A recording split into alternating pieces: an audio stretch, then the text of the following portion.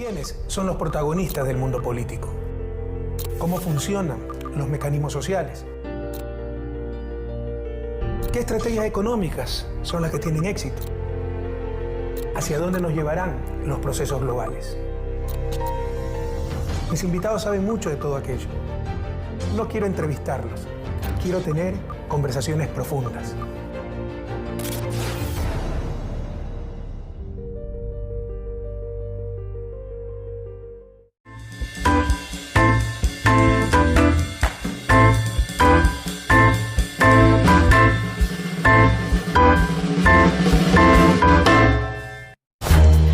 Bienvenidos a un programa más de Conversando con Correa.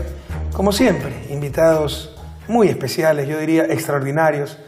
En este caso no solo analistas de la historia, protagonistas de esa historia. Muchas gracias, Cristina, por acompañarnos. Cristina Fernández de Kirchner, 2 veces presidenta de la República Argentina desde el 2007 al 2015. 10 de diciembre del 2007 al 2015. Bienvenida, Cristina. Muchas gracias por aceptar nuestra invitación para conversar. Y conversar esta vez sobre el neoliberalismo en un contexto global. Ese neoliberalismo que creíamos los dirigentes de izquierda ya superado, derrotado. De hecho, la primera hora neoliberal era una suerte de regresar al pasado, porque lo que existió inicialmente como modelo económico fue el liberalismo económico. De ahí el nombre, el nuevo liberalismo.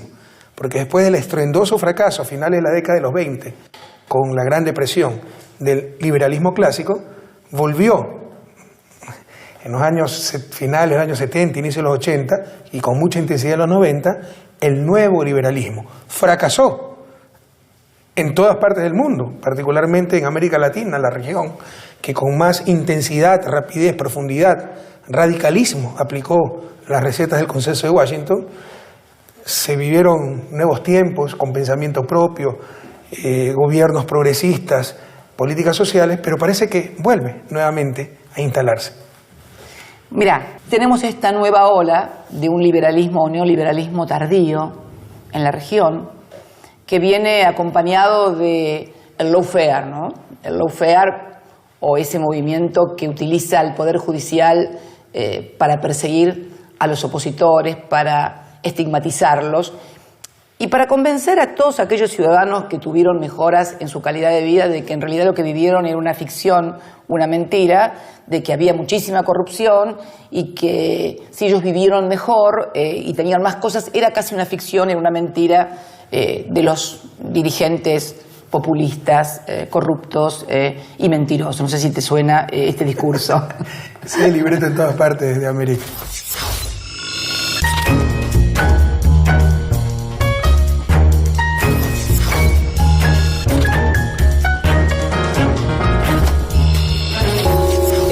Ahora bien, ¿por qué la diferencia? El neoliberalismo que se instala en la década de los 90 en la región no tenía posibilidades de ser comparado lo que estaba haciendo con lo que había sucedido antes. ¿Por qué? Porque en realidad, en muchos casos, como en la Argentina, veníamos de experiencias muy devastadoras. El alfonsinismo tuvo que entregar el gobierno antes de terminar su mandato constitucional porque se había desatado un fenómeno hiperinflacionario en la Argentina muy fuerte. Lo anterior había sido la dictadura militar. Y esto era algo que se repetía en casi todos los países de nuestra región. Con lo cual, cuando tú llegaste, no tenían vos, cuando llegaste a Ecuador, Kirchner en la Argentina o Lula en Brasil, no había, o Evo en Bolivia, no había forma de comparar que había un gobierno anterior que había sido mejor, que había mejores calidad de vida. Entonces, en aquella oportunidad cuando ellos llegan al gobierno, ese primer neoliberalismo, no requiere de la represión ni de la persecución, porque la gente venía muy castigada, muy golpeada. En cambio, en este neoliberalismo que viene después de los movimientos populares y democráticos en la región, la gente va a empezar a comparar en algún momento el nivel de vida que tenían con los populistas y el nivel de vida que tienen con los neoliberales, porque la historia te demuestra que siempre es así, por lo menos en la región y por lo menos en nuestro país. Entonces es ahí donde es necesario convencer a la gente que lo que vivió era una fantasía, que era ficción. Pese a que fueron 12 años y medio, en el caso nuestro. 12 años y medio de fantasía económica es como mucho, ¿no? Y entonces convencerlos de que lo vieron una fantasía, que no, que eran todos corruptos, y entonces de esta manera decirle, bueno, y ahora sufre, ahora no tiene cosas. No pueden negar lo logrado, tratan de desmerecerlo, ¿no? Exactamente. Yeah. Nunca se preocuparon por mejorar lo que recibieron, sino por denigrarlo. Así es. Esto es. Pero algunas precisiones, Cristina, ¿no? Lo que ellos llaman populismo es todo lo que no entienden o no quieren entender. Todo lo que no sigue sus recetas ortodoxas a nivel de mercado, a nivel de democracia liberal, pero Ernesto Laclau, ¿no? Que creo que es tu filósofo y politólogo preferido, o al menos así se decía. Uno de ellos, no tengo muchos. Decía que el populismo es un lenguaje político, que sociedades tan heterogéneas como las nuestras, donde tú tienes que representar a grupos diferentes e incluso antagónicos, y el Estado no tiene capacidad para resolver sus problemas, lo que él llama la lógica de la diferencia. Por ejemplo, una izquierda tiene que representar a todos los explotados, pero al agricultor de subsistencia que quiere que le suban los precios de sus productos, y al asalariado con renta fija de la ciudad que quiere que le bajen el precio de los productos. ¿Cómo conciliar esas demandas incluso antagónicas, ¿no? Entonces eso es lo que llama la lógica de diferencia. Entonces dice, hay que poner una lógica equivalente, que cree identidades populares, algo que los defina a todos, transversalmente. Por ejemplo, todos son explotados.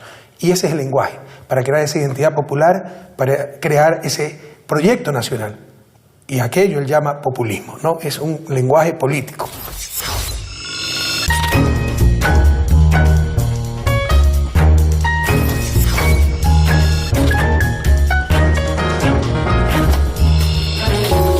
Yo lo que creo también, Rafael, que vos fíjate que el neoliberalismo en Europa impacta de una manera diferente, ¿no? Impacta con sociedades muy inequitativas, muy desiguales, con el fenómeno de las migraciones, de los inmigrantes, el surgimiento de nacionalismos y xenofobias. Pero me parece a mí que esto que decías vos recién, cómo representar al agricultor que demanda una cosa, al ciudadano de las grandes urbes que demanda precios bajos para los mismos productos, me parece que hay otra cosa que está más todavía subyacente y que no hemos alcanzado todavía a discutir o no hemos encontrado un Montesquieu, como digo yo, que lo discuta. Yo digo sinceramente que el sistema de gobernanza o de gobiernos de todo lo que podíamos denominar Occidente, y que es un poco la herencia de la Revolución Francesa, la división clásica de poderes, poder ejecutivo, poder legislativo, poder judicial. Si uno se pone a pensar un poco, Rafael, es un sistema de gobierno. ¿Los gobiernos qué es? El que administra el conflicto, ¿verdad? Bueno, estamos administrando el conflicto social, que es lo que vos acabás de describir, las contradicciones adentro de una sociedad, el conflicto social. Estamos administrando con un sistema de gobierno que data de 1789.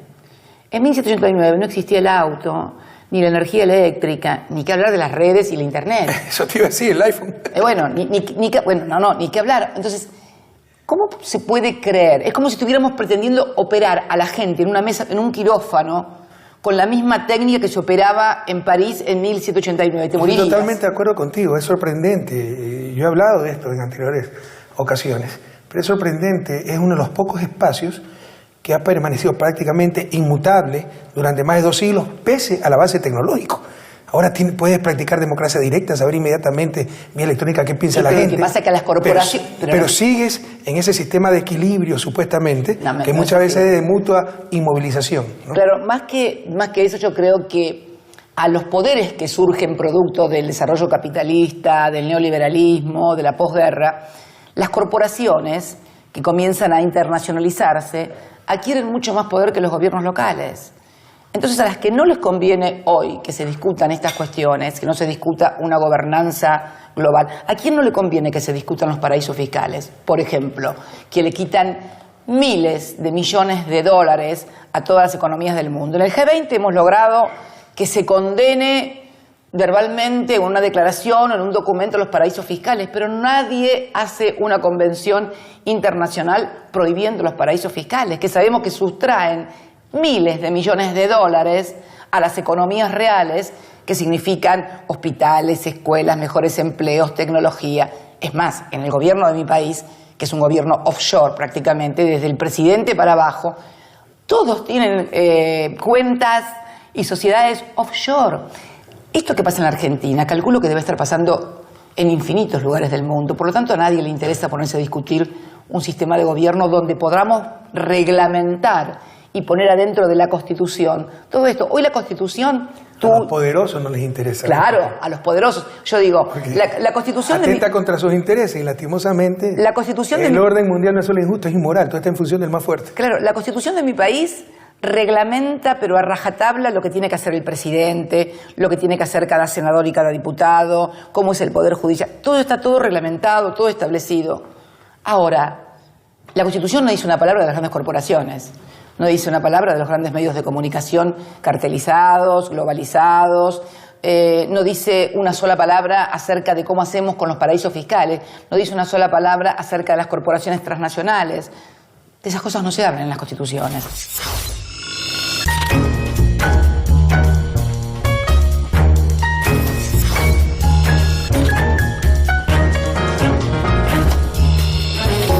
Entonces me parece que estamos discutiendo en un sistema que data de más de 200 años, muy viejo, y que cada vez va a dar menos respuestas. Y que nadie se atreva a cuestionarlo. No, para que no la acusen de no, porque sabés que cuestionan, no ser demócrata. No, ¿sabés lo que cuestionan? A los dirigentes políticos. Vos fíjate lo formidable de la coartada de los grandes poderes económicos.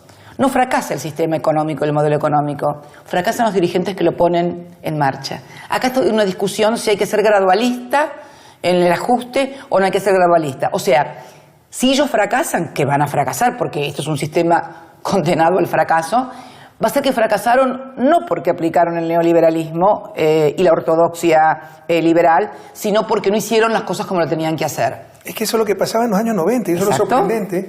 Como un modelo que ya fracasó en la región donde con mayor intensidad, rapidez, radicalismo se lo aplicó. Y fue un desastre. Un desastre en lo económico, un desastre en lo social, un desastre en lo democrático. Porque no importaba lo que aprobara el pueblo en las urnas, había que hacer lo mismo. La receta del Fondo Monetario, el Banco Mundial declararon autónomos los bancos centrales para que la política monetaria siempre sea igual, independientemente de quién llegue al poder. Y fue una crisis, no solo económica, social, política, fue una crisis de liderazgo, fue una crisis de ideas, aunque sea la sustitución de importaciones, fue pensamiento propio latinoamericano. Claro. Pero acá asumimos pasivamente las recetas que nos mandaban del norte en función de un supuesto consenso, que para vergüenza de los ecuatorianos era un consenso donde jamás participamos. ¿De qué consenso me hablaban? Claro. Fue una vergüenza. Bueno, pero pese a ese fracaso estruendoso, pese a esa gran vergüenza, están de vuelta. Bueno, porque además le han sumado algo que sí es de esta época y muy moderno. Medios de comunicación, redes sociales, que es el otro gran fenómeno hoy de manejo. O sea, vos le sumás a todo esto un aparato mediático que también está unido a lo judicial, pero y de las redes, donde realmente hay una evidente manipulación electoral.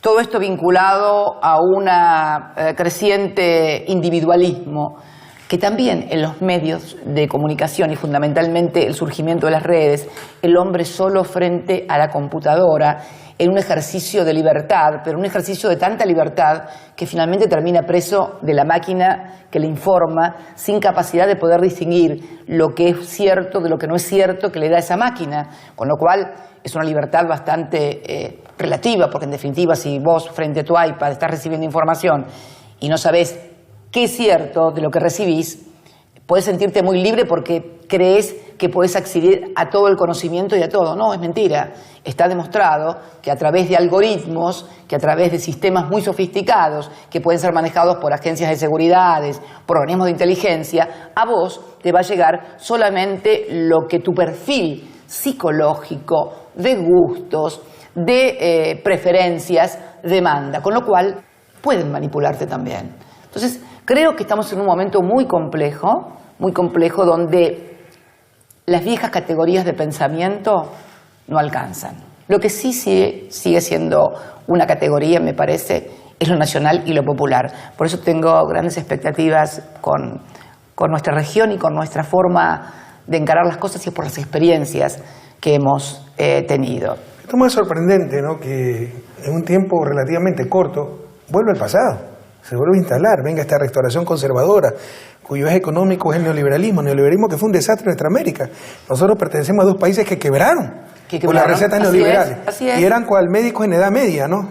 Que si fracasaba el experimento, los médicos en edad media, acuérdate que creían que succionando la sangre curaban al paciente. Cuando se les moría el paciente llegaban a la brillante conclusión que la próxima vez había que succionar más sangre y más rápido. Esto siempre llegaba a la brillante conclusión que la próxima vez había que aplicar las recetas neoliberales con mayor profundidad y mayor rapidez, ¿no? Y fueron un desastre y están de vuelta. Bueno, ¿Acaso no hicimos algo mal? No, ¿Una autocrítica? No. Lo que pasa, Rafael, que yo creo también que lo que nosotros no pudimos dominar fue la cuestión cultural.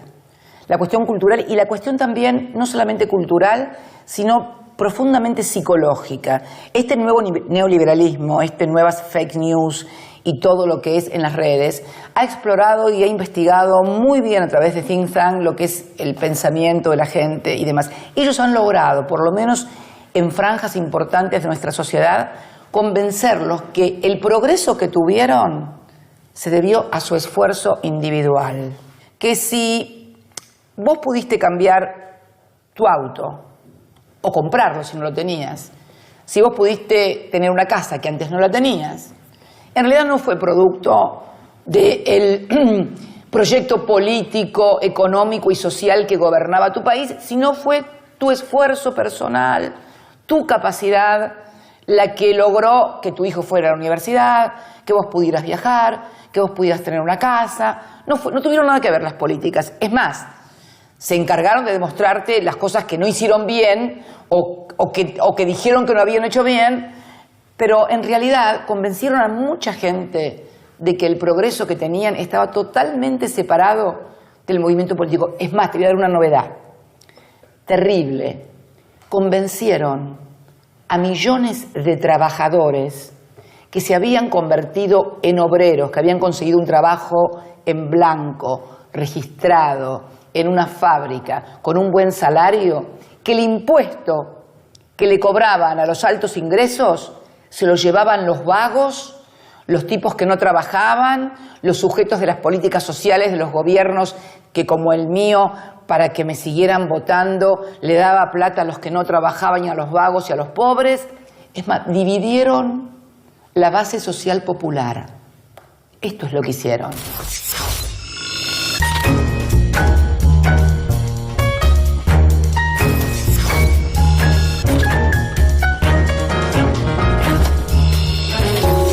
Los dirigentes progresistas somos como el cirujano, ¿no? Que cuando salva al paciente es gracias a Dios, cuando se le muere es culpa del médico. Así también, ¿no? Cuando le va bien es gracias a Dios, gracias al esfuerzo individual. Cuando le va mal es culpa del gobierno. Pero ojo, apuntan a una cuestión psicológica. Vos sos universitario igual que yo. Vos habrás tenido pilas de compañeros que cuando lo aplazaban me pusieron un 1 o un 2. Y cuando era el 10, me saqué un 10. Esto parte de la condición humana, Rafa. Lo nuevo que ha irrumpido. ¿Cómo podemos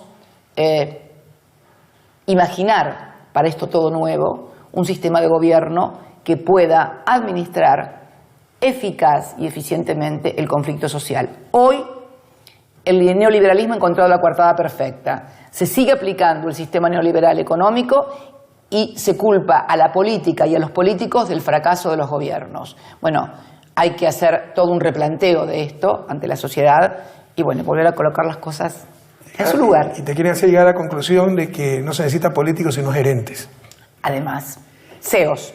Bueno, si le dijeron a la gente que los empresarios cómo no van a ser buenos gobernando si han gobernado sus empresas, además como tienen mucha plata no van a robar, como son ricos hay que votarlos porque no van a robar. Por favor.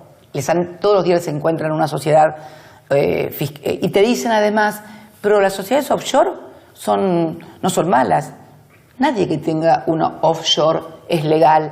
La offshore como mínimo... Puede ser que el delito todavía no esté tipificado. Claro, no, está tipificado. Es tremendamente oscuro, por decirlo menos. La offshore como mínimo es para evasión fiscal. O sea, nadie va a un offshore para transparentar las cosas. O sea, claro. Nadie hace un offshore... ¿Por qué te vas del país a un paraíso fiscal? Porque no pagas impuestos y la plata no la declaraste, porque si yo la tengo declarada en mi país, tengo que pagar impuestos igual. Así la tengo. Por nuestro sistema tributario, si un argentino tiene la plata en offshore y la tiene declarada, tiene que pagar impuestos igual. Es mentira.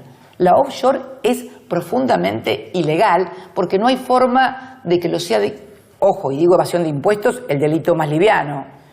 Puede ser corrupción, puede ser trata de personas, puede ser narcotráfico, puede ser lo que se te ocurra, trata de armas, de personas, puede ser lo que se te ocurra. Y ahí tú ves la doble moral internacional, ¿no? Que la lucha anticorrupción, perfecto, no nos ayuden tanto, solo prohíben los paraísos fiscales. Claro, los mayores casos de corrupción en América Latina se han dado por esos paraísos fiscales. Tal ¿no? cual, tal Pero, cual. ¿dónde están la mayoría de los paraísos fiscales? Claro. ¿Y qué capitales también se encuentran ahí? En todo caso, capitales latinoamericanos en paraísos fiscales. Hay estudios que dicen que si pagaran el impuesto que debieran pagar, serviría para sacar de la pobreza cerca de 32 millones de latinoamericanos. Así es. Y más, no, y yo digo, y me atrevo a decir, a mucho más también.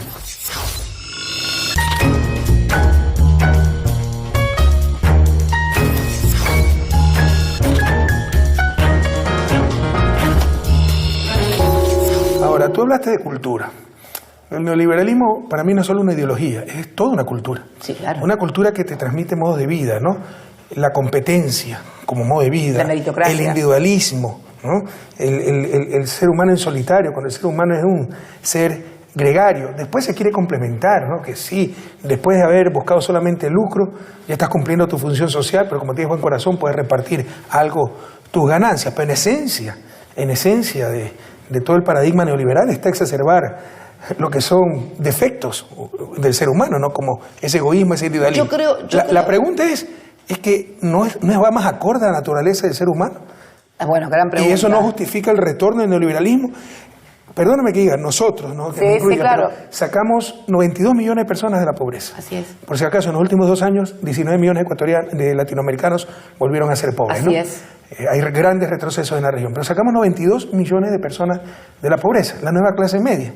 Pero esa clase media, al final, es el discurso de justicia social, de llegar a los pobres, ya no le llega. Es lo que te estoy diciendo. Y tal vez si le llega esto de, bueno, tratar de sálvese quien pueda, competir, fin de lucro y ganar lo que pueda individualmente. Yo lo que creo es que hay un componente en la condición humana de fuerte individualismo, de sentimiento de la propiedad. Esto no lo voy a venir a descubrir ni vos ni yo. Freud y otros más lo han hecho bastante mejor que nosotros acerca de la naturaleza humana. Lo que pasa es que me parece que lo que nos falta a nosotros es hacer una formación teórica y una formulación teórica de todo esto, ¿no? Y yo creo que la cuestión cultural y la difusión del aparato cultural es porque en realidad los grandes medios de comunicación, y también creo que lo que es el sistema de enseñanza en nuestros países, llámese maestros, llámese universidades, todavía transmite una cultura absolutamente individualista, una cultura en donde la meritocracia, esto es, si sos pobre es porque no te habrás esforzado demasiado, y si sos rico es porque realmente hiciste las cosas bien. Esto es que es la deformación del mérito, que es la meritocracia, en la cual se supone una sociedad meritocrática es aquella en la que supone que avanzan los que hacen las cosas bien y que los que se equivocan o no las saben hacer son los que no avanzan. ¿Qué posibilidades tiene un chico que nace en una villa miseria con sus padres sin trabajo de poder progresar? Bueno, podrá haber algún fenómeno especial e individual que surge de eso, pero la mayoría están condenados a repetir la vida de pobreza y de marginalidad de sus padres, ¿no? Lo que necesariamente va a fracasar en la región, el neoliberalismo de Temer, el neoliberalismo de Macri, van a fracasar. Pero ya no depende ni siquiera de que Macri o Temer sean más o menos virtuosos en la ejecución de políticas neoliberales. Las políticas neoliberales son las que van a fracasar, independientemente de que sea Macri o que sea un premio Nobel el que las aplique. Sobre todo en realidad es como las nuestras, porque es una premisa para que funcione el sistema de mercado, y podemos decir que en el liberalismo la expresión extrema de ese sistema de mercado es que haya igualdad de condiciones para que realmente funcione la competencia, para que los precios, que son el valor en términos monetarios de los bienes, reflejen la utilidad social de esos bienes y no reflejan tan solo la capacidad de compra. Claro, pero te digo más. Esto es un capitalismo muy raro, el de este neoliberalismo que condena a millones de personas a la pobreza y a la miseria. Porque yo digo, ¿qué fue lo que convenció a los que estaban del otro lado de la cortina de hierro o del muro de Berlín a pasarse para este lado? El consumo. ¿Vos viste esa película Goodbye Lenin? La viste, fantástica. ¿No la viste? No. Ah, es una película fantástica, es medio comedia, medio sátira, acerca de cómo los habitantes de la Alemania Oriental vivían no pudiendo consumir las cosas que querían, no tomando Coca-Cola, no pudiendo comprar las mermeladas que querían o la ropa que querían o tener un jean. Bueno, y finalmente sucede que se cae el muro y bueno, empiezan a consumir. El problema es que cuando todo el mundo decide consumir, porque el comunismo y el socialismo han fracasado, ahora te dicen, no, pero vos no vas a poder consumir porque no tenés mérito, porque no servís, porque te descartamos. Esta es la contradicción que tiene en sí mismo el neoliberalismo. Ha convencido y quiso convencer a todos de que esto era lo mejor del mundo, pero resulta que cuando todos quieren consumir esto, no los dejan. Por eso digo que tenemos que pensar seriamente desde el espacio nacional y popular en lo que va a venir después de esto, porque que esto fracasa irremediablemente, yo no tengo ninguna duda.